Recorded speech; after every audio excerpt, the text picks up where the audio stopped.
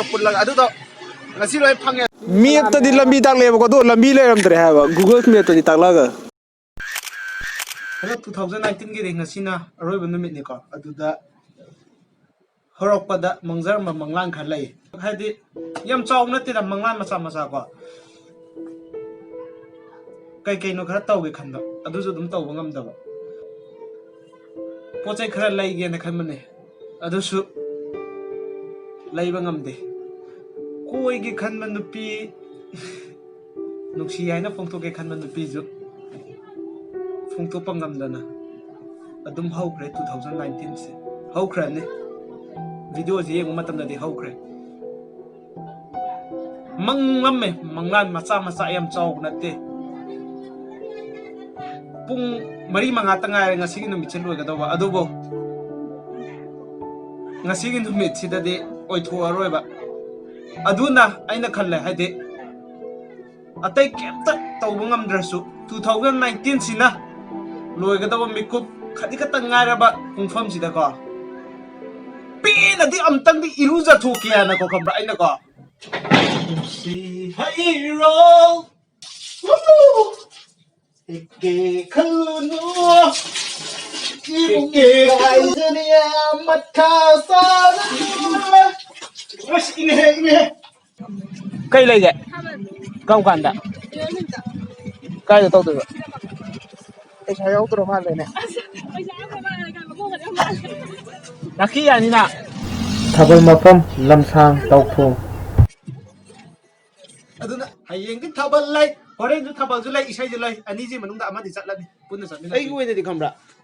khung tong ba da ko moza tong da di haina de ba aduga moza mati mu ubu du hek nungai ta ba adugi moza ko khala laira tong ni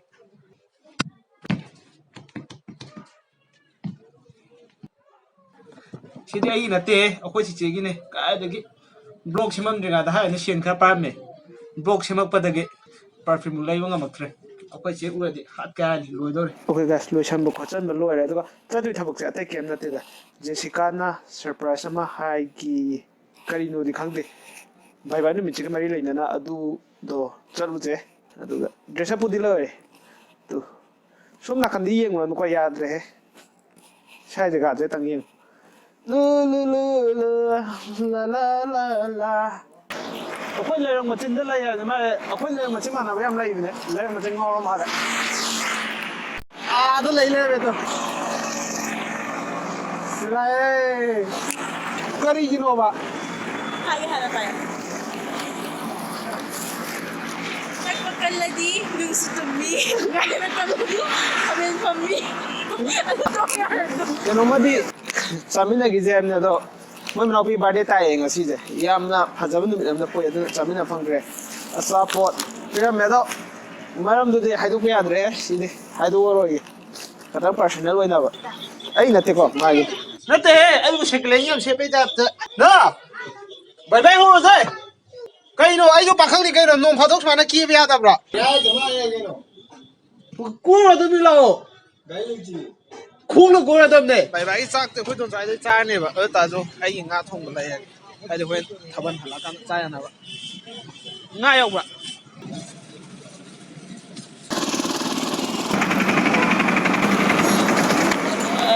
alu aru noi hotel này chứ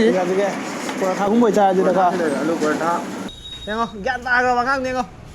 bảy váy nữa mình chỉ tiếng không thằng cái tàu này chứ không thằng mình dẫn luôn chứ cái nào cây kìa liệu mà xài lấy này mình chỉ đã khuyên là xin rất tôi dạy mình xài đây hydrate hay đấy thaugi isai lem ne do ticket invite chu pra ko adu sorry chat pangam dra de thabal na ka pam jam ne thabal lom do chala ne thabal do mafam do salam da ka tha do chak cha adre ba eh lu aruna cha bibi re aduga kari go gore ai hoi ni kan hai la cham tha o ni gang ꯍꯥꯏꯗꯤ ꯉꯁꯥꯏ ꯑꯌꯨꯛꯀꯣ ꯆꯥꯛ ꯆꯥꯕꯗꯤ ꯀꯩꯝ ꯆꯥꯗ꯭ꯔꯦꯕ ꯍꯥꯏꯇꯥꯔꯦ ꯑꯗꯨꯅ ꯄꯔꯣꯊꯥꯁꯦ ꯑꯅꯤꯃꯨꯛ ꯆꯥꯁꯤꯜꯂꯒ ꯑꯗꯨꯒ ꯊꯥꯕꯜꯗꯣ ꯆꯣꯡꯊꯒꯗꯧ ꯅꯠꯇ ꯇꯥꯔꯗꯤ ꯊꯥꯕꯜ ꯆꯣꯡꯕ ꯉꯝꯃꯔꯣꯏꯗꯕ ꯍꯥꯏꯇꯥꯔꯦ ꯈꯔ ꯅꯩꯊꯧꯕ ꯕ꯭ꯂꯣꯛ ꯐꯖꯅ ꯅꯝꯒꯦ ꯇꯧꯔꯒ ꯑꯆꯥꯄꯣꯠꯀꯤ ꯃꯤꯁꯨ ꯅꯝꯅꯩ ꯍꯥꯏꯅ ꯑꯩꯁꯨ ꯅꯝꯒꯦ ꯇꯧꯕꯅꯦ ꯑꯗꯣ ꯃꯩ ꯃꯨꯠꯈ꯭ꯔꯦ ꯃꯨꯠꯂꯤꯁꯤ ꯁꯤ ꯈꯛꯇꯪꯅꯤ ꯑꯇꯣꯞꯄ ꯐꯦꯁ ꯀꯩ ꯂꯣꯏ ꯂꯥꯛꯑꯦ ꯑꯗꯨ ꯇꯥꯗꯣ ꯀꯦꯟꯗꯜ ꯂꯣꯏ ꯅꯝꯊꯔꯛꯑꯒꯦꯀꯣ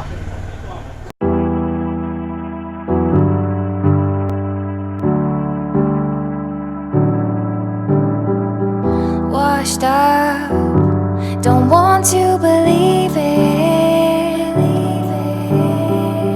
Tough love, you take it or leave it. Washed up, don't want to believe it. ꯑꯗꯨ ꯅꯣꯏ ꯁꯤ ꯗꯦꯂꯤꯚꯔꯤꯁꯦ ꯌꯥꯕ꯭ꯔꯥ ꯂꯪꯖꯤꯡ ꯑꯆꯧꯕ ꯆꯤꯡ ꯂꯩꯕꯗꯣ ꯐꯖꯅ ꯍꯪꯅꯩꯌꯦ ꯅꯨꯡꯗꯥꯡꯔꯣꯝꯗꯤ ꯁꯣꯝ ꯁꯥꯏꯗꯇꯗꯤ ꯄꯥꯛ ꯂꯥꯛꯇꯦ ꯐꯖꯅꯗꯤ ꯆꯥꯎꯈꯠꯂꯕꯖꯥꯠꯅꯤ ꯃꯅꯤꯄꯨꯔꯁꯦ ꯂꯣ ꯑꯦꯟ ꯑꯣꯔꯗꯔ ꯌꯥꯝ ꯐꯔꯕꯖꯥꯠꯅꯤ ꯌꯦꯡꯉꯣꯗꯅ ꯍꯥꯡꯉꯤ ꯃꯌꯥꯝꯁꯦ ꯑꯗꯨꯒ ꯍꯥꯏꯗꯤ ꯊꯥꯕꯜ ꯃꯐꯝꯗꯨ ꯌꯧꯔꯦꯕꯀꯣ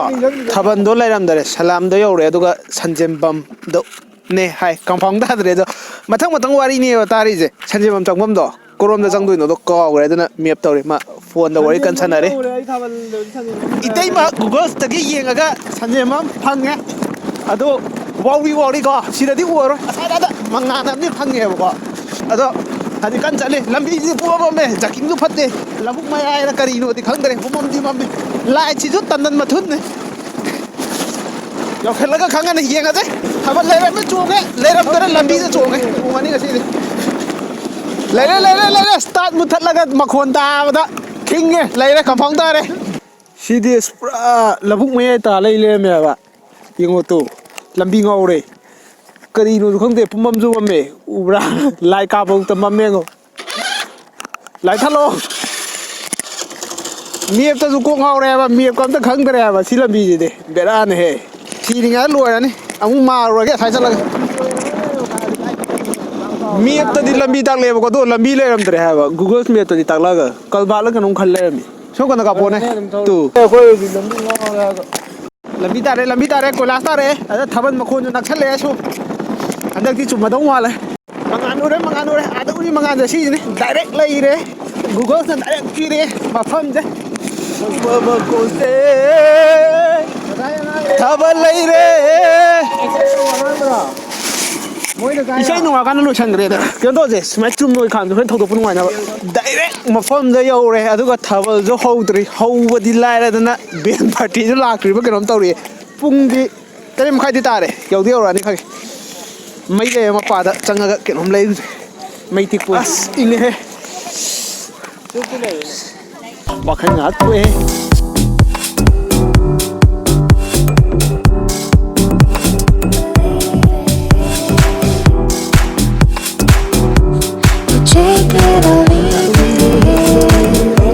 ꯂꯥꯡꯒꯣꯜ ꯌꯥꯗ꯭ꯔꯦ ꯅꯨꯡꯁꯤꯠ ꯃꯔꯝ ꯇꯥꯔꯦ ꯃꯩꯁꯦ ꯑꯩꯉꯣꯟꯗ ꯂꯣꯏ ꯅꯣꯛꯁꯜꯂꯦ ꯁꯣꯝ ꯀꯩꯅꯣꯝ ꯑꯣꯜꯂꯒ ꯑꯃꯨꯛ ꯈꯔ ꯑꯃꯨꯛ ꯅꯣꯡꯒꯤ ꯈꯗꯥꯡ ꯍꯩꯕꯒꯤ ꯀꯥꯟꯅꯕ ꯍꯥꯏꯁꯦ ꯃꯩꯁꯨ ꯑꯃꯨꯛ ꯇꯤꯛꯊꯗ꯭ꯔꯣꯕꯅꯤ ꯃꯄꯨꯁꯦ ꯀꯅꯥꯅꯣ ꯈꯪꯗꯕ ꯋꯥꯅꯤ ꯑꯩꯈꯣꯏꯅ ꯃꯄꯨ ꯁꯥꯔ ꯇꯦꯛꯈꯥꯏ ꯂꯩꯔꯦ ꯃꯤꯅ ꯄꯨꯔꯛꯇ꯭ꯔꯦ ꯍꯥꯏꯅ ꯃꯁꯤꯡꯒꯗꯤ ꯌꯧꯁꯤꯔꯥ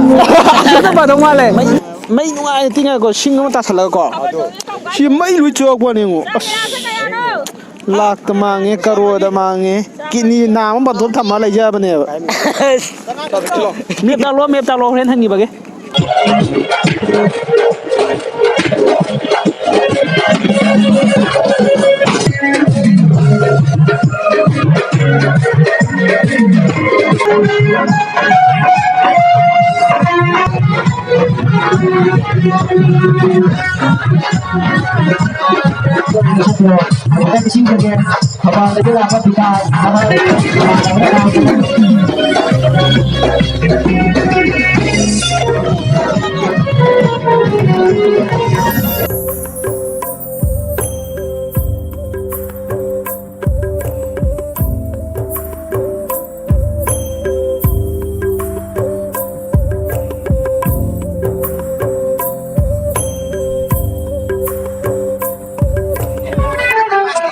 ꯊꯥꯕꯜꯗꯤ ꯍꯥꯞ ꯊꯥꯔꯤꯌꯦ ꯅꯨꯄꯤ ꯉꯥꯛꯇ ꯆꯣꯡꯗꯣꯔꯦ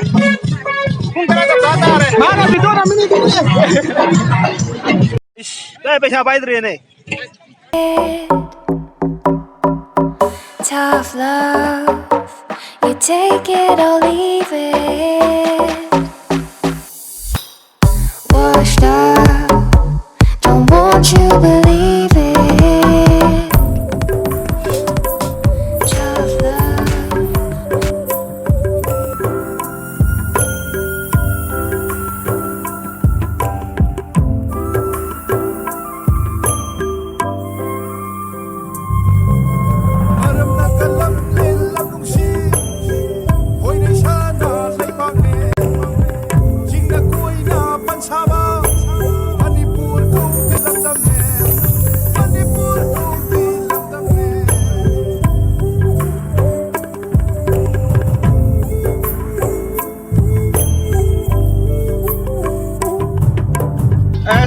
Drama tuh 47 jalan minit taraga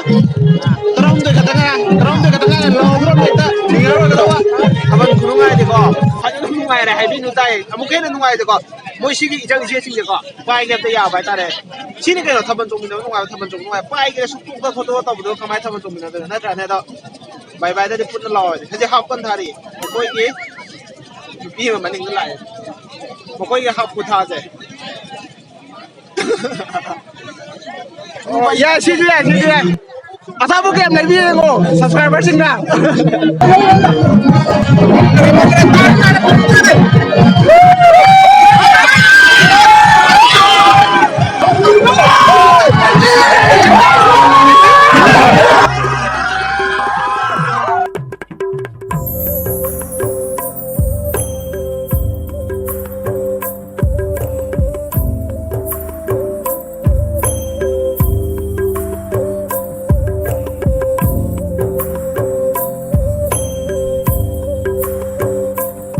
Này aku mati